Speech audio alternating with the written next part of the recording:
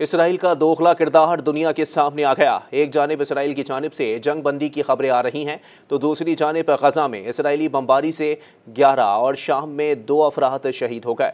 गजा में इसराइल की सफाक कार्रवाइयां ताहाल जारी हैं। सहूनी फौज ने गजा में 11 और शाम में 2 अफराद को शहीद कर दिया। ये शहादतें ऐसे मौके पर हुई जब इसराइल और हिजबुल्लाह के दरमियान जंग बंदी की उम्मीद की जा रही है। इसराइली फौज की जानिब से लबनान पर भी बमबारी का सिलसिला जारी है।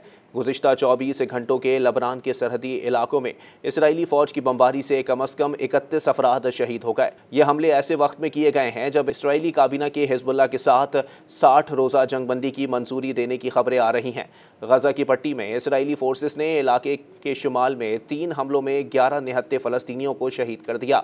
शदीद बारिशों और बारिशों के बाइस बढ़ते सैलाबी रेलों ने आरजी खैमों में पनाह लेने वाले जंग से बेघर पनाह गुज़ीनों की तकलीफ में इजाफा कर दिया है। इसराइली अफवाज ने शाम पर भी बमबारी की। लबनान की सरहद के करीब मुतअद्दिद पुलों पर हमले में 2 शहरी शहीद हो गए। इसराइली फ़ौज का कहना है कि वो हिजबुल्लाह को असलहा पहुँचाए जाने वाले रास्तों को निशाना बना रही है। 7 अक्टूबर 2023 से अब तक गजा में इसराइल की जानिब से फ़लस्तीनियों की नस्ल कुशी जारी है, जिसमें कम 44,235 फ़लस्तीनी शहीद और 1,04,638 ज़ख्मी हो चुके हैं। गजा पर जंग शुरू होने के बाद से अब तक लबनान में इसराइली हमलों में कम 3,768 अफराद शहीद और 15,699 ज़ख्मी हो चुके हैं।